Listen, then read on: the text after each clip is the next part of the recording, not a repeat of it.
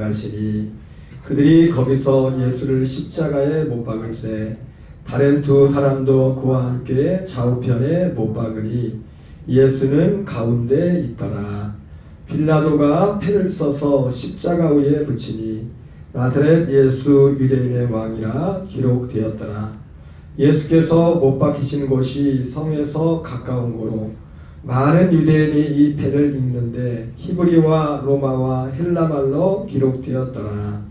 유대인의 대제사장들이 빌라도에게 이르되 유대인의 왕이라 쓰지 말고 자칭 유대인의 왕이라 쓰라 하리. 빌라도가 대답하되 내가 쓸 것을 썼다 하니라.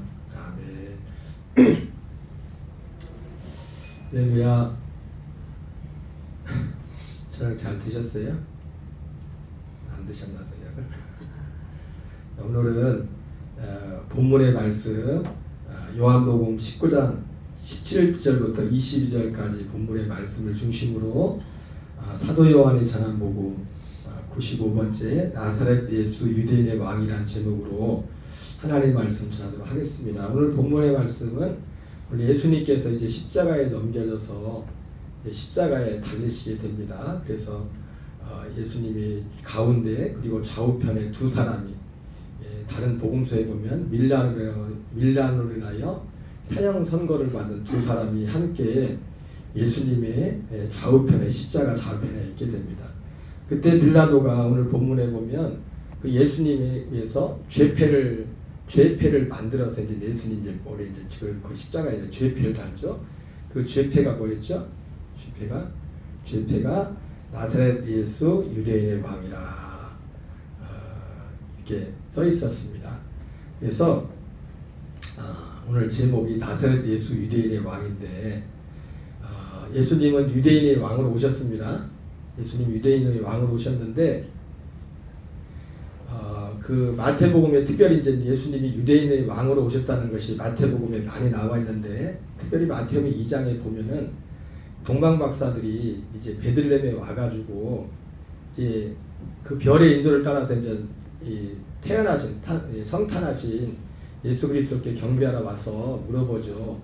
유대인의 왕으로 나시니가 어디 계시냐 이렇게 물어봤습니다. 그래서 이제는 한 그 베들레헴 그 지역에 유대 그 땅에 왕했던 그때는 왕이 헤롯 대왕 한 사람이었죠. 헤롯 대왕이 난리가 났습니다. 그래서 결과적으로 실제로 예수님은 그 사람들이 잡지 못하고 예수님을 동방박사들에게 나중에 속았다는 그 얘기를 듣고서 그 베들레헴 근방에 그 때를 그 나이를 물어본 걸 기준으로 해서 2살 밑으로 애들을 다 죽여버립니다. 근데 예수님이 그러니까 동방박사들이 예수님을 이렇게 경배하러 왔을 때는 사실 그렇게 볼 때 예수님이 여러 가지 견해가 있을 수 있겠지만 예수님께서 이 땅에 성탄하시고 나서 좀 기간이 지났을 때 그리고 그 동방박사들이 별의 인도를 받아서 온 그것이 한 2년 정도 시간이 걸렸다는 걸 볼 수가 있어요. 2년 정도 뭐 그렇게 생각해서 어쨌든 그래서 이제는 헤롯이라는 사람이 이제 발작을 했죠. 안 그래도 그 사람이 헤롯이 이제 자기가 이방인으로서 에돔 족속으로서 유대인의 왕이 돼가지고 항상 불안했거든요. 그래서 나중에 자식들 어머니까지 다 죽여버리고 나중에 다 죽이고 그래서 나중에 이제는 헤롯의 그 왕위를 이어받은 그 두 왕 헤롯 나중에 셋이죠. 사실 헤롯 아켈라오가 이제는 죽고 나서 이제 예수님이 그러니까 헤롯 대왕이 죽을 때까지 애굽으로 갔다가 헤롯 대왕이 죽었다는 소식을 듣고서 다시 베들레헴으로 돌아오지 않습니까? 아마도 그 성경을 보면은 예수님이 베들레헴에서 그 의도가 이 요셉과 마리아가 이 예수님을 데리고 베들레헴 원래 베들레헴이 고향이거든요. 뭔지 모르 자세는 안 나와 있지만은 베들레헴에서 살 생각을 했었나 봐요. 그래서 베들레헴에 살라고 했는데 마침 그 헤롯의 대왕 아들 중에 제일 악독간왕했던 아들이었던 헤롯 아켈라오가 그 아버지가 그러니까 유대 지역을 다스린다는 소식을 듣고서 거기로 가지 않고 갈릴리 나사렛에 가서 살게 돼서 그래서 비로소 나사렛 예수라 칭하게 나사렛 사람이라 이제 불리게 되었다. 성경의 마태복음에 그렇게 되어 있습니다. 어쨌든 그 예수님이 그 마태복음 2장에 그 동방박사들이 와서 유대인의 왕으로 나시니가 어디 있느냐 이렇게 했을 때 이 유대의 왕은 동방박사는 그렇게 말하지 않았을지라도 이 헤롯이 생각했던 유대인의 왕은 정치적인 어떤 왕을 생각했었죠. 그러나 유대인의 왕으로 오신 예수님은 정치적인 왕으로 오신 것이 아닙니다. 우리가 앞에서도 봤지만 빌라도가 네가 유대인의 왕이냐 물어봤을 때도 그렇다 내가 유대인의 왕이라 그렇게 말했지만 예수님이 그 말씀을 하시 뭐라고 합니까? 내 나라는 유대인의 왕이라고 해놓고 내 말이 맞다고 해놓고서 예수님이 뭐라고 합니까? 내 나라는 이 세상에 속하지 않았다 이런 말씀하셔요. 그러니까 그 예수님이 유대인의 왕으로 왔지만 그 유대인의 왕이라는 것이 사람들이 말하는 어떤 정치적인 이 세상에서 어떤 물리적인 어떤 행사는 그 왕으로 오신 것이 아니라 유대인의 왕으로 오는 것은 여기 또 나와 있지만 하나님 편에서 보면은 유대인의 왕인 예수님이 결국 이제 유대인의 왕으로 이제 죄패가 나사렛 예수 유대인의 왕이라고 저는 붙여 있지 않습니까? 이 나사렛 예수 유대인의 왕이라고 물론 이 빌라도가 이 죄패를 붙인 것은 빌라도만의 또 어떤 생각이 정치적인 생각에서 그걸 붙여놓은 거예요.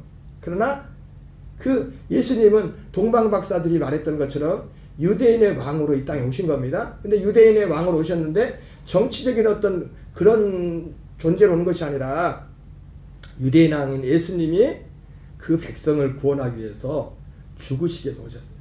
그러니까 나사렛 예수 유대인의 왕이라는 것은 그래서 유대인 편에서 보면 유대인 입장에서 보면 나사렛 예수는 유대인의 왕인데 그 백성들이 그를 죽이는 게 됩니다. 유대인의 왕 나사렛 예수 유대인의 왕이 이 죄패가 붙이면 유대인 편에서 보면 근데 하나님 편에서 보면은 뭐예요?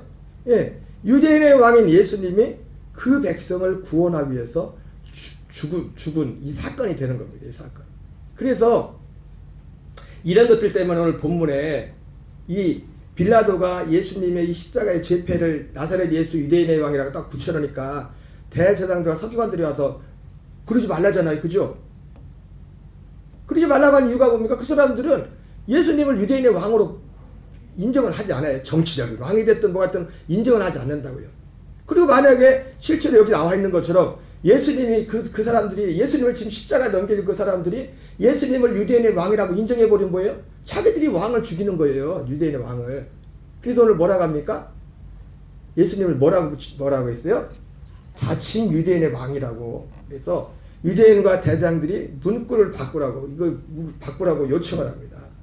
유대인의 대장들이 빌라도에게 이르되 유대인의 왕이라 쓰지 말고 자칭 유대인의 왕이라 쓰라. 여러분 이것이 빌라도 입장 지금 유대인과 대장들이 지금 그 빌라도를 푸시하는 거잖아요. 그죠? 푸시하는 건데 우리 앞에서도 봤지만 이게 빌라도가 앞에서 봤지만 예수님의 죄를 발견하지 못했음에도 불구하고 그들의 위협에 굴복하여 십자가형을 언도했기 때문에 사실은 그들의 요청을 나사렛 예수 유대인의 왕이라고 쓰지 말고 자칭 유대인의 왕이라고 쓰십시오 하는 이 요구를 받아들이는 것이 사실은 어려운 게 아니었어요. 사실은. 왜냐하면 예수님을 십자가에 넘겨주는 것도 넘겨졌는데 그들의 요청을 수락한 것은 빌라도 입장에서 결코 그렇게 어렵지 않은 일이었습니다. 근데 만약에 이 빌라도가 그 요청을 받아들이고 그래 자칭 유대인의 왕이다 이렇게 해버리면 문제가 생기죠. 그죠? 예. 아니 예수님은 유대인의 왕을 오셨는데 물론 그 유대인의 왕은 아까 말했던 것처럼 정치적인 그런 유대인의 왕이 아닙니다. 근데 만약에 빌라도가 이 대장들과 이 사람들의 요구를 따라가지고 이 죄패를 자칭 유대인의 왕으로 해버리면 어떻게 돼요? 사람들이 그래 유대인의 왕이 아니라 자칭 유대인의 왕인가 보다. 자칭은 뭐예요? 유대인의 왕이 아니라는 거죠. 유대인의 왕이라는 거죠. 그래서 이게 굉장히 문제가 생길 수 있는 오해의 소지가 있어요. 근데 빌라도는 뭐라고 합니까? 빌라도는 참 아이러니하게도 빌라도가 그 지금까지 된 거를 보면 그들의 요구를 얼마든지 들어줄 수 있거든요. 어려운 게 아니거든요. 그거 바꾸는 게. 근데 빌라도는 뭐라고 합니까? 응? 내가 쓸 것을 썼다. 내가 쓸 것을 썼다. 이렇게 말했어요. 쓸 것을 썼다. 하나님의 이 예수님의 십자가에 달릴 때 이 죄패 하나 여기다 이름을 써놓는 것도 빌라도는 나사렛 예수 유대인의 왕 이렇게 했지만 아까 말했지만 그 유대인의 왕이란 것은 어떤 자기 백성을 위해서 죽으신 왕이라 자기 백성. 근데 사실 빌라도는 그런데 그 의미는 몰랐을 거예요. 그 의미. 근데 마치 예수님이 십자가 달리기 시절에 그 가야바가 대제사장이 그런 말을 해줘. 온 민족을 위해서 한 사람이 죽는 것이 유익하다. 예. 이 말은 예수께서 모든 그 백성들에 죽으시고 모든 백성들을 모을 것을 그 대제사장이기 때문에 그 해 대제사장이기 때문에 가야바가 말했다고 하지 않습니까? 근데 가야바는 그 말 뜻이 뭔지 모르고 얘기한 거예요. 가야바는 그 말을 한 건 뭔 뜻이었어요? 왜? 지금 그 예수라는 한 사람 때문에 우리가 앞에서도 봤지만은 이 예수님이 어떻게 보면 이 위치가 입지가 이 로마 황제한테는 또 빌라도한테도 이 사람들이 대제사장과 서기관들을 우리가 계속해서 푸시했던 게 뭐예요? 유대인의 왕이란 걸 부각시키면서 가이사를 반역하는 것이다. 그랬단 말이에요. 그래서 이 대제사장들과 이 사람들이 생각하기를 야, 이 잘못하면 예수 한 사람 때문에 온 백성이 낭패를 당할 수 있다. 차라리 예수 한 사람이 죽고 온 백성들이 낭패를 당하자는 것이 낫다. 어떤 정치적인 생각에서 그런 생각들을 했던 것입니다. 그런 뜻에서 그 대제사장 가야바는 그 얘기를 한 건데, 예? 그런 걸 한 건데 사실은 그 말 속에 있는 거 뭡니까? 예수님이 거기서 뜻을 풀어줬잖아요. 의미는 그렇게 말한 건데 예수님이 그냥 정치적인 것 때문에 이것 때문에 죽는 게 아니라 자기 백성들의 죄를 위해 죽으시고 그들 다시 모을 것에 대해서 예수님이 말씀하셨다. 그렇게 말씀하셨다. 오늘 이 본문도 사실은 그와 비슷한 거예요. 빌라도는 예수님의 머리에 십자가 거기에 죄패를 나사렛 예수 유대인의 왕이라고 이렇게 써놨지만은 그가 이 나사렛 예수 유대인의 왕이라는 것이 하나님 편에서 보면 뭐라 했어요?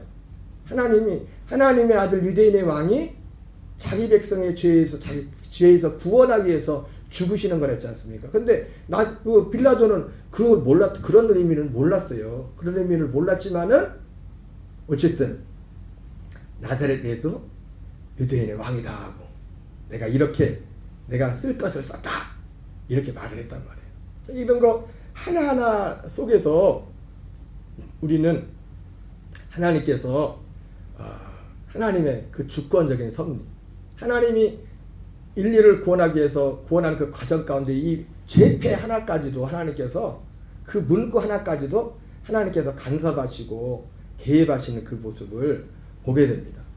그래서 우리는 오늘 본문의 말씀의 중요한 요지는 보면 그래서 우리는 자칭 유대인의 왕 예수가 아니라 우리는 어떤 예수님을 믿어야 됩니까? 어떤 예수를 믿어야 돼요? 오늘 제목이 뭐예요? 응? 나사렛 예수 유대인의 왕 그분을 믿어야 돼요. 자칭 오늘 이 대제사장과 유대인과 대제사장들은 죄패를 자칭 유대인의 왕이라 쓰라 그랬는데 빌라도는 나사렛 예수 유대인의 왕이라 이렇게 쓰라고 했어요. 오늘 좀 지나가는 얘기로 우리는 그래서 그 나사렛 예수 유대인의 왕을 믿어야 되는데 오늘 특별히 오늘 성경 본문에 보면은 여기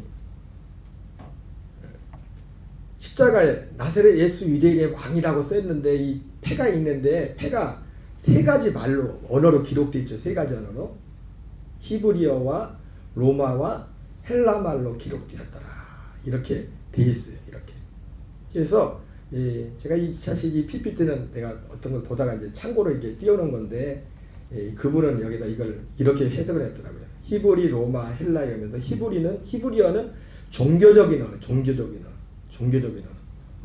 로마는 그때 당시 정치 그 최강대국 있잖아요. 그죠? 정치. 그래서 히브리어는 종교적인 언어. 로마어는 정치, 라틴어라고 하죠. 보통 로마 라틴어라고 해요. 라틴어. 근데 실제로 종교개혁이 일어나기 전에 그 평신도들이 성경을 조도 읽을 수 없었던 게 뭐냐면 성경이 라틴어로 되어 있어요. 라틴어로 되어 있어가지고 일반 자기들의 모국어를 가지고 번역된 성경이 없었어요. 그리고 이제 헬라어는 문화. 로마가 정치적으로는 예수님 당시에 로마가 정치적으로는 세계를 지배하고 있었지만 문화는 어떤 문화를 받냐면 그리스 헬라의 문화를 굉장히 많이 받았어요. 그래서 로마가 지배하고 있었지만은 성경도 그래서 신약성이 뭐로 기록됐어요? 헬라어로 기록된다. 헬라어로. 그래서 이걸 통해서 우리가 상징적인 거지만은 이 죄패 십자가에 예수님이 십자가에 이 죄패를 보면서 우리가 종교와 정치와 문화 이것은 이 종교 세상의 종교와 정치 문화는 다 그리스도와 교회를 대적하는 문화입니다. 대적하는. 그래서 예수님의 이 십자가의 이 죄패의 이 언을 보면서 종교와 정치와 문화 이거를 세 영역을 온 인류라고 했는데 모든 인류가 예수님이 십자가에 달리신 것은 종교도 정치도 문화도 하나님이 원하는 것은 뭐냐면 이 십자가에 달려서 할례를 행하는 할례. 여러분 십자가는 우리가 죽는 것입니다.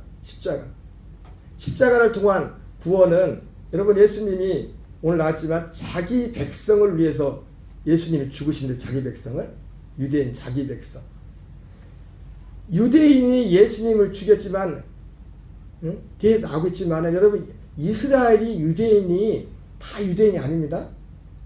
이스라엘에서 산 자가 다 이스라엘이 아니에요. 아브라함의 씨가 다 아브라함의 씨가 아니라 오직 약속의 자녀만이 실효의김을 받는다고 했어요. 실효의김을 받는다. 그래서 예수님이 십자가 달리는 것은 이 여기 있는 이 언어를 통해서 주님이 원하는 건 뭐냐면 이 온 인류가 예수님의 십자가 앞에 와서 여러분 십자가는 죽는 것입니다. 십자가는 죽는 것이. 존 웨슬리 목사님이 죄에서의 구원을 말씀할 때도 죄에서의 구원이 두 가지 그죠? 죄에서의 구원. 그래서 죄에서의 구원이라고 할 때 그 첫 번째는 뭐냐면 죄의 세력에서의 구원이라고. 죄의 세력에서의 구원은 다른 말로 말하면 죄의 몸에서의 구원. 죄의 몸. 사도 바울은 그걸 죄의 몸이라고 했죠. 죄의 몸. 그래서 예수님이 이 십자가를 통해서 죄의 몸을 멸하기 위해서. 사도 바울이 내가 그리스도에서 함께 십자가에 못 박혀 죽었다. 이렇게 말할 때는 뭐예요? 죄의 몸에 죽었다는 겁니다. 죄에 대해 죽었다는 거예요. 여러분, 예수님의 십자가는 우리가 죽는 것입니다. 죄의 몸이 죽는 것이에요. 율법에 대해 죽임을 당하는 것이고 죄의 몸이 죽는 거예요. 우리가 예수님을 믿는다고 할 때 예수님의 십자가를 믿는다고 할 때 제일 첫 번째 믿는 게 뭐냐면 죽음을 믿는 겁니다. 그분의 죽음과 함께 내가 함께 죽었음을 이것을 믿는 것이고 믿음으로 산다는 게 뭡니까? 이걸 이루면서 사는 겁니다. 이걸 이루면서. 그래서 사도 바울이 내가 그리스도에서 함께 십자가에 못 박혀 죽었나니 그런즉 이제는 내가 사는 것이 아니요. 그리고 예수님의 십자가에 흘리신 피, 그 피를 죄에서의 구원은 죄의 세력에서의 구원이요 죄의 사함이라. 죄의 사함. 우리의 죄, 우리의 혼의 죄 사함은 우리 혼의 죄 사함이에요. 우리의 육신의 몸은 아예 심판을 받는 겁니다. 그리스도와 함께 심판을 받은 거예요. 우리는 심판을 이미 받았습니다. 우리 심판을 받았다고요. 예수님과 함께 예수님이 십자가에 예수님이 죄를 닮아지고 심판을 받았잖아요. 그죠? 우리도 함께 예수님과 함께 심판을 받은 거라고요. 심판. 우리의 몸은 죄의 몸. 그리고 우리의 혼은 골로새서 1장 13절 14절 말씀처럼 우리를 흑암의 권세에서 건져내사 그의 사랑의 아들의 나라로 옮기셨으니 그 아들 안에서 속량 곧 죄사함을 받았도다. 죄사함을 어디서 받는다고요? 그의 사랑의 아들의 나라에서 받는 거예요. 그 아들의 나라. 눈에 보이지 않지만 우리가 어떤 사람이 죄에서 구원을 받았다고 할 때는 두 가지 사건이 일어난 겁니다. 죄에서 구원은 존 웨슬리 목사님 표현을 말하면 죄의 세력에서의 구원이에요. 죄의 세력의 구원은 죄의 몸이 변한 겁니다. 죄 짓는 내가 육신이 옛사람이 예수님과 함께 죽었다는 겁니다. 심판을 받았다는 거예요. 그리고 죄의 세력에서의 구원과 죄사함. 죄사함은 우리 혼의 죄사함. 우리 혼의. 여러분 제가 옛날에 그렇게 말했잖아요. 아담도 그렇지만 결과적으로 아담이 선악과를 따먹고 죄를 짓고 이제는 예수님 안 믿었다면 그도 구원을 못 받을 거 아니에요. 그저 오니. 근데 봐요. 죄는 몸뚱아리가 죄를 져놓고 책임은 누가 져요? 나중에 마지막에. 예? 책임은 누가 져요? 죄는 사실은 선악과 따먹은 거는 몸뚱아리가 죄를 짓는데, 그러니까 이 죄는요, 이 몸뚱아리는요, 이 육신은요, 다 교묘한 거예요. 지 하고 싶은 거 평생 다 해. 그래서 나중에 책임은 누가 져요? 속에 있는 우리 혼이 책임을 진다고 나중에. 그잖아요. 지금 우리가 딱 죽으면 육신의 생명이 딱 끊어지면 지금 몸뚱아리가 가는 게 아니잖아요. 몸뚱아리는 70년 80년 지 하고 싶은 거 실컷 하다가 어차피 할거 실컷 하다가 그냥 흙으로 가면 끝이. 흙으로 가면 이 몸뚱아리는. 그리고 실제로 우리가 부활할 때도 이 몸이 부활하는 게 아니잖아요. 이 몸이. 특히 생명의 부활은 이 몸이 아니라 전혀 새로운 몸으로 부활하는 거지 않습니까? 죄는 몸뚱아리 가져놓고 책임은 우리 혼이 책임을. 그 거지와 부자와 같이 가서 그 음부에서 그런 죄에 대한 책임을 끔찍한 일이죠. 그래서 우리에게 죄사함이 필요한 건 뭐냐면 우리의 혼의 죄사함이 필요한 거예요. 죄사함. 혼의 죄사함 받은 그 혼들에게 하나님이 아들의 영을 준 겁니다. 아들의 영. 그래서 주와 합한 자는 한 영이라. 한 영이라. 그래서 이 시대는 어떤 시대냐면 사람들이 예수 그리스도를 믿어서 영이 되는 시대. 첫사람 아담은, 그래서 고린도전서 15장 44절 뭐라 합니까? 첫사람 아담은 생혼이라 해서 생혼이 된 같이 마지막 아담은 살려주는 영이 되었다. 어찌게 우리의 살려주는 영으로 오셔가지고 우리 혼과 우리 혼, 사람의 혼이라고 해서 혼, 푸시케 영은 하나님께서 가는데 우리에게 그 아들의 영을 줌으로 우리도 영이 되는 거예요. 고린도서 말했잖아요. 주와 합하는 자는 거기서 한 영이라고 한 영이 돼. 그래서 그 영으로 살도록 하는 아들의 그 영, 아들의 그 생명으로 살게 하는 그 일을 하시는 겁니다. 그 일을 위해서 예수님의 십자가에서 온 인류, 종교 정치 분하는 온 인류를 말합니다. 온 인류를 십자가에서 먼저 죽음을 통과하고. 이번 전에 이게 제 기간에 성경 말씀이기도 하고, 제가 유희성 목사님 그 책, 나는 죽고 예수로 사는 로마서 그 책에도 그렇게 나왔잖아요. 죄 사함 받기 전에 먼저 죽음이 있다고. 이게 순서가 우리 안에. 그러니까 여러분 이런 인식들이 왜 그렇게 중요하냐면 우리가 이런 인식 하나하나를 쫙 해야 우리가 실제 믿음으로 사는 데 있어서 사도 바울이 우리가 믿음으로 하는 데 있어서 제일 중요한, 사도 바울이 중요시하는 게 뭡니까?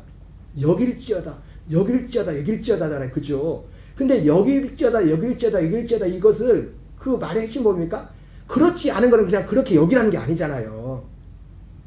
그렇게 실제 되었는데 실제 거듭난 사람은, 죄사함 받은 사람은 죄에 대해 죽고 의에 대하여 산 자가 된 것인데, 근데 실제로 죄에 대해 죽고 의에 대해 사는 삶을 사는 길은 뭐냐면, 죄에 대해 죽고 실제로 의에 대해 산 자가 되었음에도 불구하고 갈라디아 5장 말씀처럼 우리 속에 끊임없이 육체의 소욕과 성내의 소욕이 같이 갈등하며 싸움하고 있다.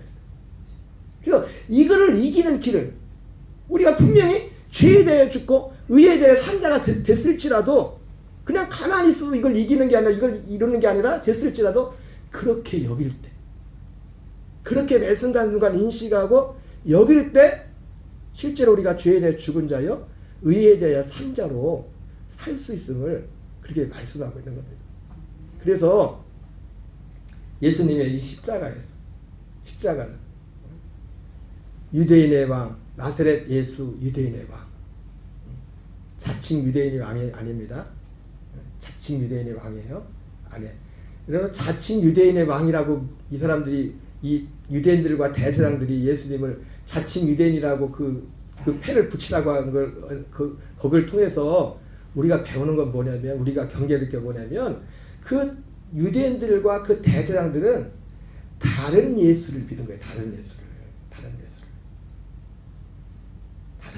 요한복음 5장 43절에 내가 아버지의 이름으로 왔음에 그들이 나를 영접하지 않았으나 너희가 나를 영접하였으나 다른 사람이 자기 이름으로 오면 영접하리라.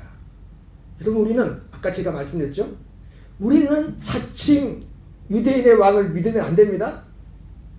자칭 유대인의 왕은 어떠냐면 다른 예수예요. 다른 예수. 그 사람들이 자칭 유대인이라고 왕이라는 이름을 쓰세요. 이렇게 빌라도한테 요구한 건 뭐냐면 그 사람들은 다른 예수를 믿지 않았기 때문에 나사렛 예수 유대인이 왕이 아닌 다른 예수를 기다리고 있었기 때문에 그 죄패조차도 예수님을 십자가에 넘겨준 것도 그렇고 그 죄패에 자칭 유대인이라고 쓴 이유도 뭐냐면 다른 예수를.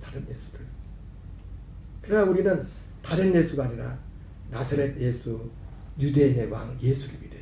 그 예수님은 아까 말했던 것처럼 우리를 죄에서 자기 백성을 죄에서 구원하기 위해서 죽으시는 예수님이라고 했어요.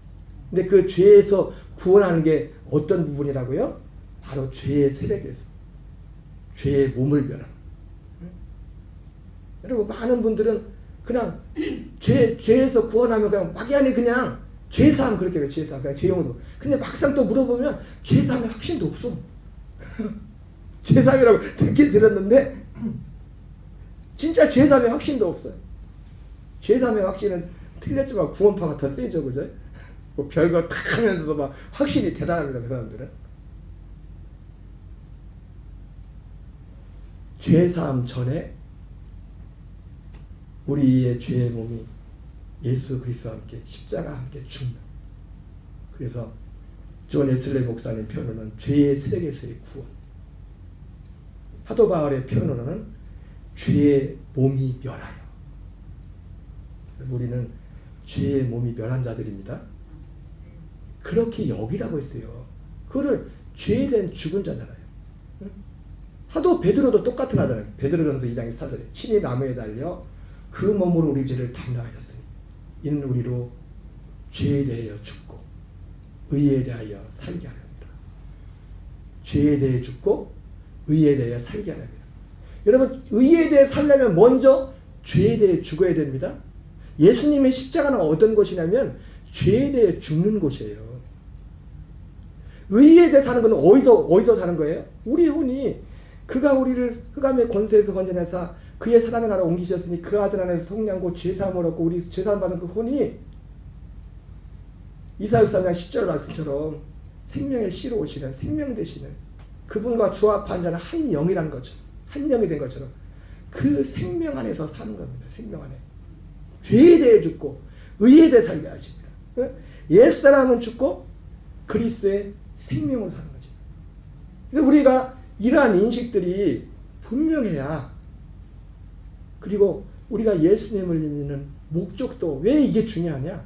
우리가 예수님 믿는 목적이 이거기 때문이에요. 여러분 예수님이 이 땅에 오신 목적이 요한복음 10장 10절에 뭐라고 했죠?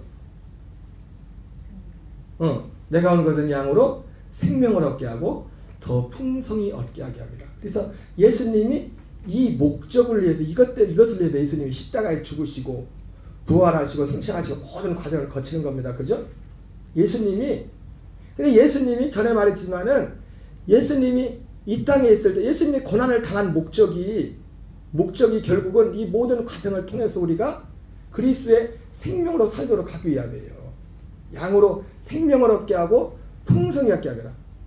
근데 먼저 말씀드렸지만 예수님이 육신으로 계실 때는 이 일을 이루지 못했어요. 한 사람에게는 생명도 주지 못했습니다. 생명을 못 줬어요. 예수님이 육체로 있을 때는. 생명을 풍성하게 하는 건 고사하고 생명을 주지 못했어요. 생명을 주는 일은 언제부터 시작돼요? 오순절부터 시작돼요.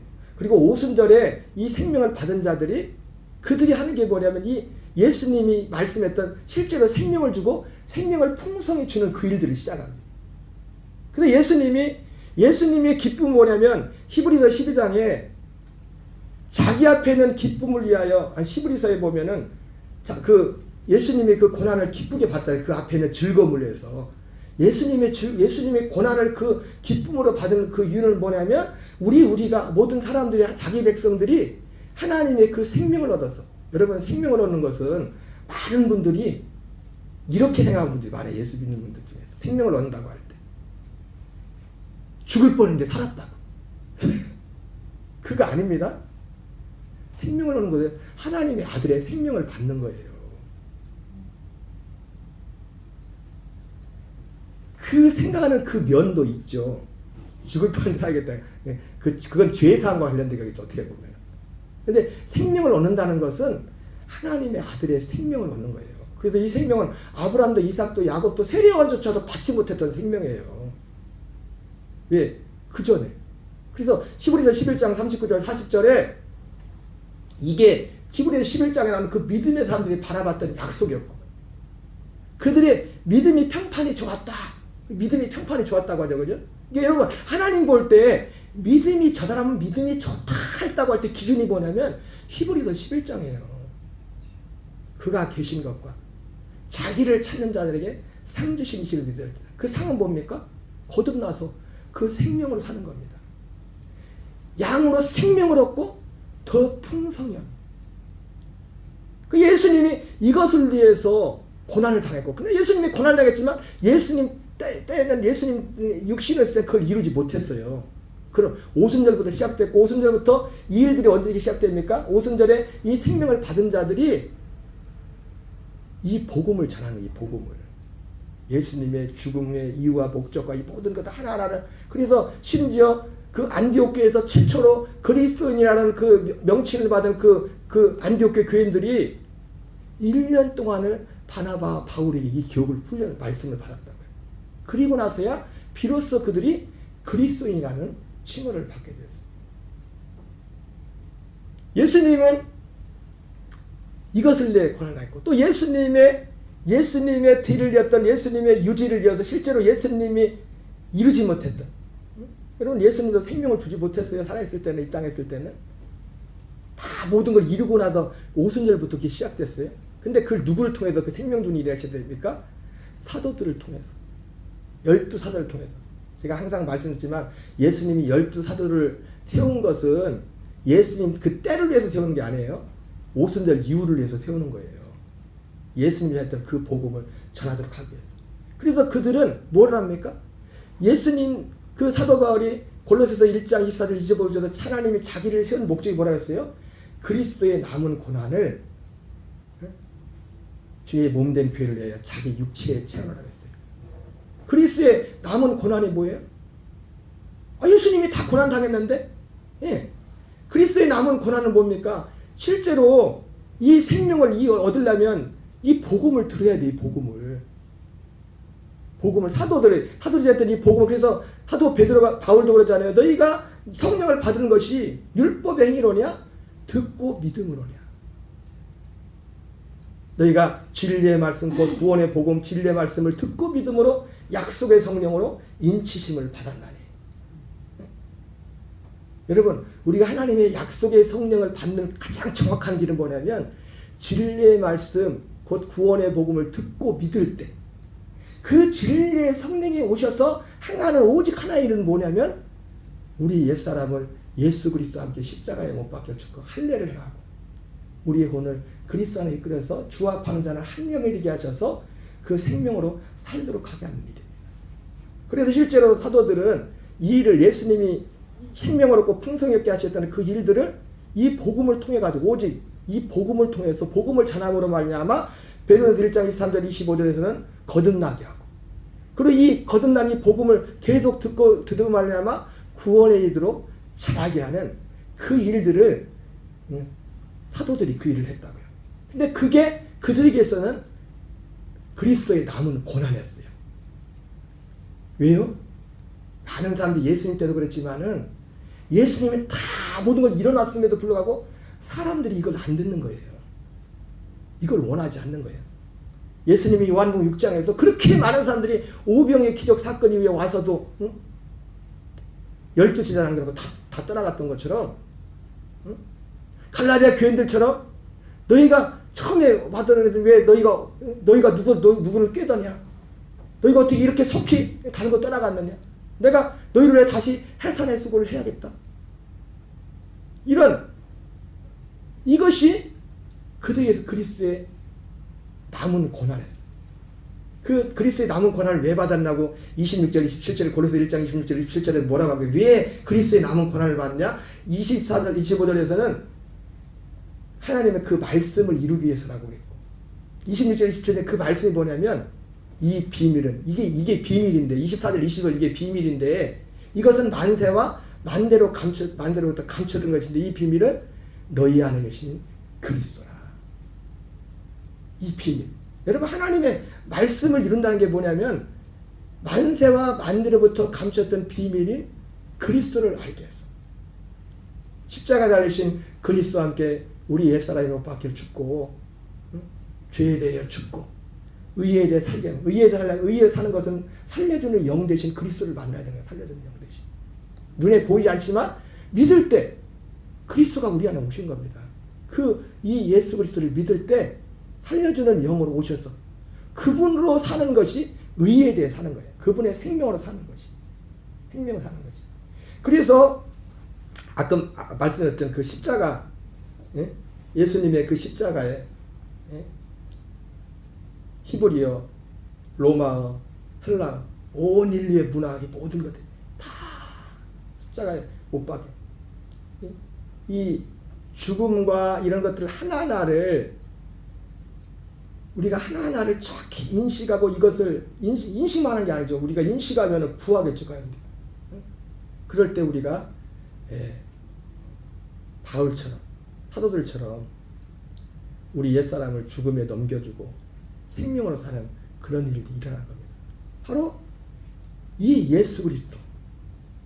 그래서 사도 요한은 아까 말했잖아요. 이 유대인들 대장들이 자칭 유대인의 왕이라쓰라 이렇게 말해요. 그 자칭 유대인의 왕 예수 누구예요? 자칭하는 건 그 사람들이 다른 예수를. 근데 예수님이 그들에게 요한복음 5장 43절에 다른 예수 내가 아버지 이름으로 왔음에 저들이 날 영접하지 않으나 다른 사람이 자기 이름으로 오면 영접하리라 그 말씀하기 전에 예수님이 이 땅에 오신 그 일을 아버지께서 보내신 예수님 내가 아버지 이름으로 왔으면 그러잖아요. 그죠? 예수님이 아버지 이름으로 와서 행하는 일이 뭔가를 5장 36절에서 말씀한다고요. 그것은 아버지께서 완성하라고 맡기신 그 일. 아버지께서 완성하라고 맡기신 그 일. 히브리서 12장 1절 2절에 믿음의 창시자요 완성자이신 예수 그리스도. 우리 안에 그리스도의 그 생명을 주는 것. 그래서 하나님의 아들의 그 생명으로 살도록 하게 하는 것. 이 일을 이루시기 위해서 예수님이 유대인의 왕으로 오셔서 자기 백성의 죄를 위해서 죽으시는 겁니다. 자기 백성. 그리고 자기 백성은 누가 자기 백성이라고 했어요? 바로 이 일을 이루시는 예수 그리스도를 믿는 사람을 자기 백성이라고 로마서 9장 6절 8절 9절에서 말씀하고 있고 성경 곳곳에서 그렇게 말씀하고 있어요. 여러분 우리는 자칭 유대인이 아니라 유대인의 왕 예수가 아니라 나사렛 예수 유대인의 왕 그 예수님을 믿어야 될 줄 믿습니다. 우리가 사는 목적은 오직 이거 하나예요. 우리가 예수님을 믿는 목적은 이거 하나입니다. 이 안에서 우리가 자라가고 이것이 하나님의 나라와 의를 먼저 구하라고 말씀하신 그 예수님의 말씀의 중심인 것입니다. 이 시간 우리 기도하겠어요. 오늘 말씀을 기억하면서 하나님 우리가 혹시라도 유대인과 그때 당시 종교적으로 최고 지도자들이었습니다. 대제사장들처럼 자칭 유대인왕 예수가 아닌 오늘 빌라도는 뭐 그 의미가 뭔지는 모르고 붙여놨지만 나사렛 예수 유대인의 왕 그 예수님 믿어서 그 예수님이 이루시는 그 믿음 가운데서 하나님의 그 부르심에 그 일들을 이루어가는 우리의 삶이 되리라. 예수님이 오신 목적이 양으로 생명을 얻고 풍성히 얻게 하심이라 하는 것처럼 이 생명을 얻고 풍성히 얻고 하는 이 원리와 이 진리 안에 우리가 깊이 젖어서 이 진리 안에 행하는 우리가 되리라 기도하시고, 우리 특별히 육신이 낙한 지체들의 건강을 위해서 기도하시고, 우리 자녀들을 위해서, 후손들을 위해서, 우리 가장 또 성도들의 사업과 일터를 위해서 우리 주여 한번 외치고 합심해서 우리 통성으로 같이 한번 기도하겠습니다. 주여 주여 주여. 아버지 하나님,